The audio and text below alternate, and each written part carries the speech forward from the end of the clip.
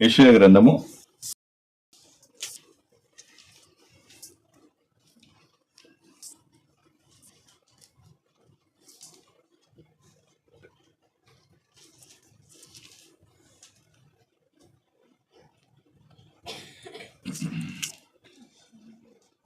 66:2.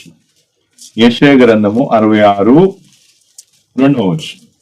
యెషయా గ్రంథం 66:2. తొందరగా ఇప్పుడు మనం ఏం చేస్తాం? హృదయ కాఠిన్యం వల్ల జరిగే నష్టం ఏంటి, లేదా హృదయ కాఠిన్యం వల్ల మనకు వచ్చే నష్టం ఏంటిది అనేది సెకండరీ విషయం చూస్తాం. దేవుని ఎరగకపోవడానికి కారణాలు అవన్నీ నా హస్తకృత్యములు, అవి నా వలన కలిగినవని యెహోవా సెలవిచ్చుచున్నాడు. ఎవడు దీనుడై నలిగిన హృదయము గలవాడై నా మాట విని వణుకుచుండును వానినే నేను దృష్టించు. అంటే అర్థమేంటిది? ఎవరైతే దీనులై నలిగిన హృదయం కలిగి ఉంటారు అలాంటి వారు ఏం చేస్తారు? దేవుని మాటకు వణుకుతారు, దేవుని మాటకు ఏమవుతారు? లోబడతారు. రాస్తుంది అట్లాగే ఉందా? ఏమని రాస్తుంది? ఎవరైతే, చూడండి మళ్ళీ ఒకసారి అది చదవండి. ఎవడు దీనుడై నలిగిన హృదయము గలవాడై నా మాట విని వణుకుచుండును. నా మాట విని ఎవరు వణుకుతారు? దీనులు. నలిగిన హృదయం గలవారు దేవుని మాట విని ఏమవుతారు? వణుకుతారు. అంతేకాకుండా వారిని దేవుడు ఏం చేస్తారు? దృష్టి ఉంచుతారు. అంటే వారి మీద దేవునికి అనుదృష్టి ఉంటుంది. అందుకే ఏం కావాలంటే హృదయ కాఠిన్యం కలిగిన వారు ఏం చేయరు? దేవుని మాటకు వణకరు. ఇప్పుడు నేను ఎంత గట్టిగా అరిచినా నీకు హృదయం కఠినం అయిపోయింది అనుకో, నీకు ఏమనిపించదు. మనం చూస్తాం అట్లాగే. అంటే సీరియస్ గా చెప్తుండే మనం అటు ఇటు చేస్తే మళ్ళీ నన్ను అంటాడేమో అనేసి సీరియస్ గా నువ్వు చూస్తావేమో, కానీ లోపల ఎలాంటి చలనం అనేది ఉండదు. ఎందుకంటే ఏం లేదు, నలిగిన హృదయము లేదు, మెత్తటి మాంస హృదయము లేదు. హృదయం ఏమైపోయింది? కఠినం అయిపోయింది. హృదయం కఠినం ఉందనుకో, అప్పుడు దేవుని మాట విని భయపడేది లేదు, వణికేది ఉండదు. దేవుని మాటకు తగిన స్పందన కూడా ఉండదు. అందుకే ఆ విషయాలన్నీ కూడా ఏం కావాలి? మనము అర్థం. అందుకే దేవుడు ఏమంటున్నాడు? ఎవడు నా మాట విని వణుకును. ఎవరు వింటారు? ఎవరు విని మాట విని వణుకుతారు? దీనులై నలిగిన హృదయం గలవా. ఎవరు? దీనులై నలిగిన హృదయము గలవా. హల్లెలూయా. అందుకే సెకండరీ విషయం ఏంటిది? కాఠిన్యం, హృదయ కాఠిన్యం. హృదయ కాఠిన్యం వల్ల చాలా నష్టం జరుగుతుంది. దేవుని మాటకు ఏం చేయరు? వాళ్ళు వెంటనే లోబడరు.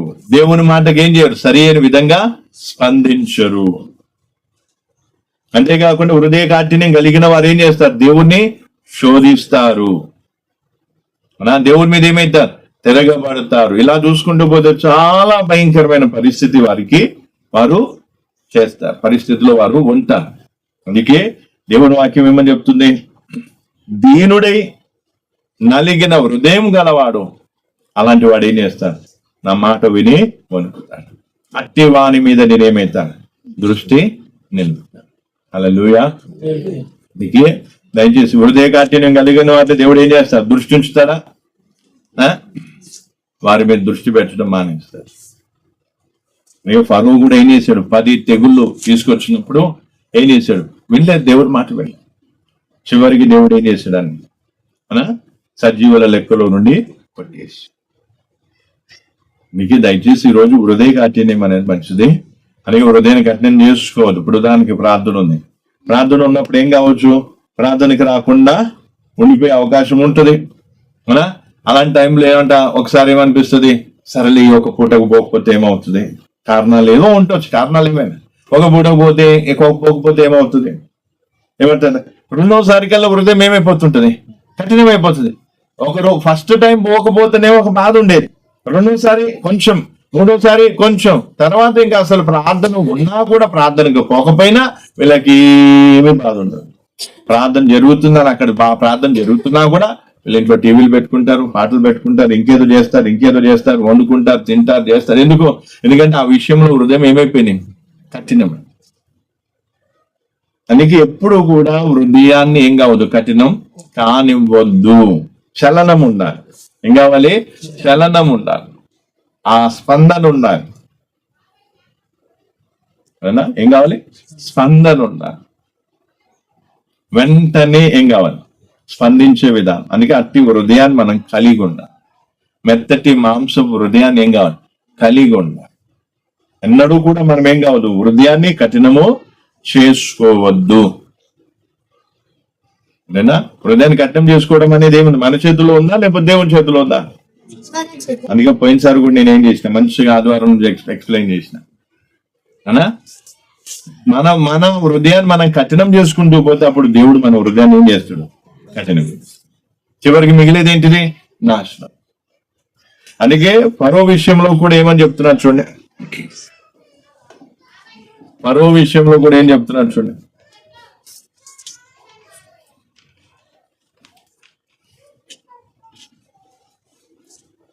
నిర్గమాకాండంలో అక్కడ మనం చూస్తే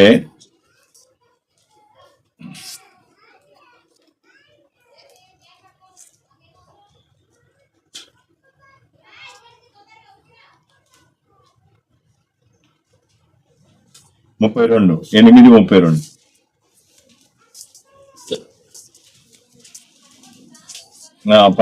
8:15 జాబ్ ఫస్ట్. ఫరో ఉపశమనము కలుగుట చూచి యెహోవా సెలవిచ్చినట్టు తన హృదయమును కఠినపరుచుకొని వారి మాట వినకపోయెను. 32. అయితే ఫరో ఆ సమయములో కూడా తన హృదయమును కఠినపరుచుకొని జనులను పోనీయడాయెను. తన హృదయమును ఏం చేస్తున్నానంట. తర్వాత 9:12 చూడండి ఒకసారి. అయినను యెహోవా మోషేతో చెప్పినట్లు యెహోవా ఫరో హృదయమును కఠినపరచెను.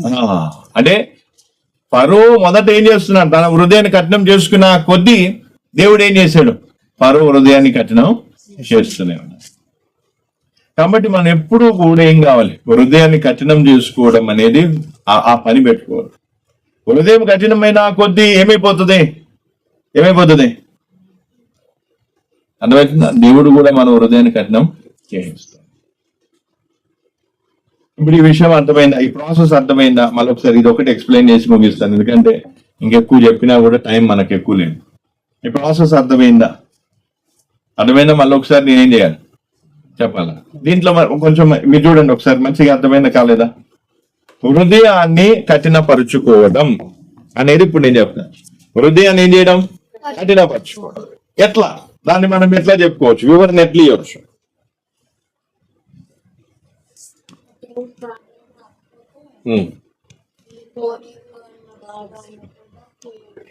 అసలు ఉంటది, తర్వాత రెండోసారికి కొంచెం తగ్గుతుంది, మూడోసారికి కొంచెం తగ్గుతుంది, నాలుగోసారికి కొంచెం తగ్గుతుంది. అట్లా ఏమైపోతుంది? హృదయం అయిపోతుంది ఆ విషయంలో. అప్పుడు ప్రార్థనకి పోకపోయినా వీళ్ళకి ఏమనిపించదు. అప్పుడు దేవుడు ఏం చేస్తాడు? ఇంకా కఠినంగా చేస్తాడు. అప్పుడు వీళ్ళు ఏమంటారు? ఇంకా నేను దాని ప్రార్థన కాదు. అది ఉట్టిగా కాలేదు, ఒకే పూటలో అయ్యేదే కాదు. అది నెమ్మదిగా ప్రాసెస్. ఎప్పుడూ కూడా హృదయం కఠినం అనేది ఏం కాదు, అది నిదానంగా జరిగేది. ఇప్పుడు ఉదాహరణకి ఇప్పుడు ఇక్కడ ఇంత ముద్ద సిమెంట్ వేసినాం, అవి చిటికలు ఎండిపోతుందా? చిటికలో ఎండిపోతుందా? పోనీ నీళ్లు ఐసు గడ్డ కావాలి, గట్టి కావాలి, అదేమో చిటికలు అయిపోతుందా? ఎంత ఫాస్ట్ అయినా సరే టైం అనేది. అట్లాగే హృదయం కఠినం కావటం, ఇప్పుడు హృదయం కఠినం కావటానికి ఏమవుతుంది? నిదానంగా ఏమవుతుంది? టైం పడుతుంది. అందుకే వాక్యంలో దేవుడు ఏమంటున్నాడు? హృదయం కఠిన పరుచుకున్న కుడి అంటున్నాడు. అంటే అర్థం ఏంటిది? మనం హృదయాన్ని కఠిన పరుచుకున్న కొద్దీ ఏమైపోతుంటుంది? హృదయం కఠినం అయిపోతా ఉంటుంది. చివరికి మళ్ళీ దేవుడే హృదయాన్ని ఏమవుతాడు? కఠినపరిచేస్తాడు. అప్పుడు పూర్తిగా వీళ్ళేమైపోతాడు. అర్థమవుతుంది? అంతకుముందు కూడా నేను చెప్పినా లేదా? ఎన్నిసార్లు చెప్పినా? ఇగో మీరేదో అనుకుంటున్నారు, కానీ కొన్ని రోజులు అయితే ఏమవుతారు? నా వాక్యం మీరు వినాలనుకున్నా వినరు, వినలేకుండా దేవుడు చేస్తున్నాను. అయిందా లేదా? అట్లా అయిందా లేదా? ఎందుకు? వాళ్ళకి ఎంత చెప్పినా వినకుండా హృదయం కఠినం చేసుకుంటూ చివరికి దేవుడు ఏం చేసి వాళ్ళ హృదయం మొత్తానికి కఠినం. ఇప్పుడు ఏదట వాక్యం వస్తుంది, యూట్యూబ్ లో మనం కనిపిస్తాం, ఓ లైవ్ శుక్రవారంది, ఆదివారంది, లేదా మిగతా అన్ని కనిపించినా కూడా వీళ్ళు విన్నారు. ఎందుకు? హృదయం ఏమైపోయింది? దేవుడు వేసేసాడు హృదయం కట్నం. దేవుడు హృదయ కాఠిన్యం సరే. ఇప్పుడు ఇట్లాంటి వాక్యాలు ఎవరు చెప్పగలరు? ఎందుకు చెప్పగలరు? ఇదేంటిది అదేంటి? ఇవేవి కూడా వాళ్ళు ఆలోచించలేరు. హృదయం కఠినం అయిపోయింది, ఏదో బూతులు తిడతారు, ఏదో 4 మాటలు అంటారు, వాక్యం వినకుండా ఏమైపోయింది. అందుకే ఇక్కడ అర్థం చేసుకోవాలి, అదొక ప్రాసెస్ అన్నట్టు. అదేంటిదంటే నెమ్మదిగా ఏమవుతుంది? అర్థమవుతుందా? ఉన్నదానికి ఒక అబద్ధం చెప్పాల్సి వచ్చింది. ఈయన ఏం చేసిండు? సరేలే ఈసారికి అబద్ధం ఆడదాం, తర్వాత నెక్స్ట్ టైంకి చూద్దాంలే అన్నాడు అనుకో. అప్పుడు ఏమైతుంది? ఇప్పుడు ఈ అబద్ధాన్ని బట్టి ఇప్పుడు ఇక్కడ కొంచెం హృదయం కఠినం చేసుకున్నారా, నెక్స్ట్ సారికి కొంచెం, ఇప్పుడు కలవరం ఎక్కువగా ఉంటుంది, కొంచెం తగ్గుతుంది, ఇంకొంచెం తగ్గుతుంది. ఇక చివరికి ఏమైపోతుంది? అబద్ధం చెప్పడం తప్పేం కాదు అనే పరిస్థితికి వచ్చేస్తుంది. మోసం చేయడం తప్పేమి కాదు, ఎందుకంటే మన పరిస్థితి అట్లా ఉంది కాబట్టి మోసం చేసినాం, అబద్ధం చెప్పినాం, ఏం కాదులే అన్న పరిస్థితికి వచ్చేస్తుంది. అర్థమవుతుందా? అట్లా వచ్చేసి అంటే అర్థం ఏంటిది? అక్కడ హృదయం ఏమైపోయింది? కఠినమైపోయింది. అబద్ధం చెప్పే విషయంలో హృదయం ఏమైపోయింది? అట్లాగా మన జీవితంలో ఆయా పరిస్థితుల్లో మనం ఏమైపోతా ఉంటాం? కఠినమైపోతా ఉంటాం. అర్థమవుతుందా? అబద్ధం చెప్పే విషయం, ప్రార్థనకు వచ్చే విషయం, ప్రార్థన చేసే విషయం. ప్రార్థనలో కూడా ఎప్పుడు ఉదాహరణకి ప్రార్థన చేయాలనిపిస్తుంది. మాకేమనిపిస్తుంది? లేదు నేను బయటికి పోయి వస్తా, లేదు వాళ్ళు వీళ్ళు ఏదో కారణం చెప్పిపోతా. 2వ రోజుకి ప్రార్థన కొంచెం చేయాలనిపిస్తుంది, అయినా కూడా ఏదో చేసుకుంటాం. 3వ రోజుకి 4వ రోజుకి ఏమైపోతుంది? ఆ ప్రార్థన చేసే విషయంలో కఠినమైపోయేసరికి అప్పుడు ఏం జరుగుతుంది? ఇంకా ప్రార్థన చేయాలనిపించదు. ఇక అప్పుడేం వాళ్ళు దేవుణ్ణి అడగాలి, ప్రభా ప్రార్థన చేసే విషయంలో నా హృదయాన్ని కఠినం చేసుకున్నాను, నేను నిర్లక్ష్యం చేశాను, మొండి వైఖరిని చూపించాను, దాన్ని బట్టి నన్ను క్షమించి నన్ను ఏం చేయి, ఈ విషయంలో ఆ కఠినత్వం తీసివేయమని దేవుని ముందు పశ్చాత్తాపడి ప్రార్థిస్తే అప్పుడు దేవుడు ఏం చేస్తాడు? ఇక్కడ కార్యం చేస్తాడు. అప్పుడు ఏమైతుంది? మళ్ళీ ప్రార్థన చేయడానికి ఏమొస్తుంది? ఏమవుతుందా? ఇప్పుడు అబద్ధం చెప్పే విషయంలో దేవా ఇగో అబద్ధం చెప్పే విషయంలో నేనేం చేసుకున్నా? హృదయం కఠినం చేసుకున్నా. ఎందుకంటే ఈ విధంగా పాపం, ఈ ఫలానా పాపం విషయంలో నేను హృదయాన్ని కఠినం చేసుకున్నా. అట్లాగా ఇవి ఏవైతే ఉన్నాయో ఆయా భాగాన్ని దేవుని ముందు ఒప్పుకుంటూ ఏం చేయాలి? ఇగో ఈ విషయం కానీ ఈ విషయం ఏదైనా సరే, అది ఏ విషయమైనా సరే దేవుని ముందు ఒప్పుకున్న కొద్దీ అప్పుడు దేవుడు ఏం చేస్తాడు? అక్కడక్కడ దేవుడు కార్యం చేసి ఆ కాఠిన్యం నుండి నేనేం చేస్తాను. ఇది ఎప్పుడు రక్షణ పొందిన వారి గురించి చెప్తున్నారు. రక్షణ పొందని వారికి ఆల్రెడీ ఏముంది? రాతి వంటి హృదయం. దేవుడు ఏం చేస్తాడు? బాప్టిజానికి ముందే వాళ్ళు రక్షింపబడినప్పుడే ఆ రాతి వంటి హృదయాన్ని తీసి మెత్తటి మాంస హృదయం అమరుస్తాడు. అది అప్పుడు కూడా నేను చాలా ఎగ్జాంపుల్ స్పష్టంగా చెప్పాను. అది వేరు, ఇది వేరు. ఇదేంటిది? రక్షణ పొందిన తర్వాత మనం ప్రాసెస్ లో పోతున్నప్పుడు జరిగే విషయము. రక్షింపబడినప్పుడు ఏం జరుగుతుంది? రాతి హృదయం ఏమైంది? తీసేసి మాంస హృదయం పెట్టడం జరిగింది. ఇప్పుడు ఈ మాంస హృదయాన్ని మనం ఏం చేసుకోవాలి? మళ్ళీ రాతి హృదయంగా మారకుండా, మళ్ళీ కఠిన హృదయంగా మారకుండా చూసుకోవాలి. అందుకే ఏదైనా విషయం అనిపించిన ఆగిపోకండి, నష్టమో కష్టమో దేవుని మీద ఆధారపడి ఆగిపోకండి. కానీ మనం ఏం చేస్తాం? లేదు ఏదో వంక చెప్పుకొని ఏదో సాగు చెప్పుకొని పోతాం. పోయేసరికి ఏమవుతుంది? హృదయం కఠినమైపోతుంది. సరే, ఇక్కడ కఠినమైందా? మళ్ళీ ఇంకో దాంట్లో కూడా కఠినమవుతుంది, ఇంకో దాంట్లో కఠినమైంది, మొత్తం హృదయం అంతా కఠినమైపోతే చివరికి మిగిలేది నాశనమే. అర్థమవుతుందా? అందుకే దేవుడు అప్పుడప్పుడు ఏం వాడుతూ ఉంటాడు? సుత్తే. ఏంటిది? వాక్యం దేంతో సమానం? సొత్తెతో సమానం. అందుకే దేవుడు అప్పుడప్పుడు ఏం వాడతాడు? సొత్తెను వాడతాం కదా. అప్పుడు మనం ఏం చేయాలా? దేవుడిని మంచి అప్పుడు సంతోషించాలా, బాధపడాలా? దేవుడు సొత్తెను వాడినప్పుడు, అంటే హృదయం వాక్యం కఠినంగా వచ్చినప్పుడు, అంటే బండ లాంటి హృదయాన్ని లేదా ఈ కాఠిన్యమైన హృదయ భాగాన్ని బద్దలు కొట్టడానికి దేవుడు సొత్తెను వాడినప్పుడు మనం ఏం చేయాలి? సంతోషించాలి. అబ్బా దేవుడు ఏం చేస్తున్నాడు, మొన్న హృదయ కాఠిన్యాన్ని బద్దలు కొడుతున్నాడు. మీరు ఎప్పుడైనా కఠినంగా వాక్యం వచ్చిన తర్వాత మీకు ఏమవుతుంది? తేడా తెలుస్తుందా లేదా? పుష్పకి అనుభవం ఉన్నట్టు చెప్తుంది. ఉంటుందా లేదా చెప్పండి. కఠినంగా వాక్యం వచ్చింది అనుకో, ఆ కఠినంగా వాక్యాన్ని మీరు రిసీవ్ చేసుకున్నప్పుడు, దాన్ని ఏమంటారు, దాన్ని మనం దాన్ని అంగీకరించినప్పుడు తర్వాత ఎంతో ఒక ఆనందం, ఏదో ఏదో పొందుకున్నట్టుగా, ఏదో సంపాదించినట్టు ఒక రకమైన ఏమొస్తుంది, వస్తుందా రాదా? ఎందుకంటే దేవుడు ఏం చేసిండు, ఆ శుద్ధ ద్వారా, వాక్యమైన శుద్ధ ద్వారా ఈ భాగాన్ని ఏం చేసిండు. అందుకే దేవుడు కొన్ని సార్లు కొన్ని టాపిక్లు ఎత్తి గట్టిగా కఠినంగా చెప్తాడు. ఇప్పుడు అబద్ధం విషయం, నువ్వు అబద్ధం చెప్తున్నావు, ఎందుకు చెప్తున్నావు, ఫలానా ఫలానా ఫలానా ఫలానా కఠినంగా. అప్పుడు దేవుడు ఏం చేస్తున్నా, అబద్ధం విషయంలో నువ్వు హృదయాన్ని కఠినం చేసుకున్న ఆ భాగాన్ని దేవుడు ఏం చేస్తావు, వాక్యమైన శుద్ధతో బద్దలు కొడుతున్నా. అది నువ్వు అర్థం చేసుకుని, ఆ ప్రభు అవును తండ్రి క్షమించు నాయన, నువ్వు పశ్చాత్తాపడు అనుకో, ఇక్కడ ఏమైపోతుంది, ఇలా తిరిగిపోయి మళ్ళీ మాంసపు హృదయంగా మారుతుంది. అర్థమైంది? అందుకే ఫరో కూడా ఏం చేసిండు, హృదయాన్ని కఠినం చేసుకున్నాడు. అప్పుడు దేవుడు హృదయాన్ని కఠినం చేసి,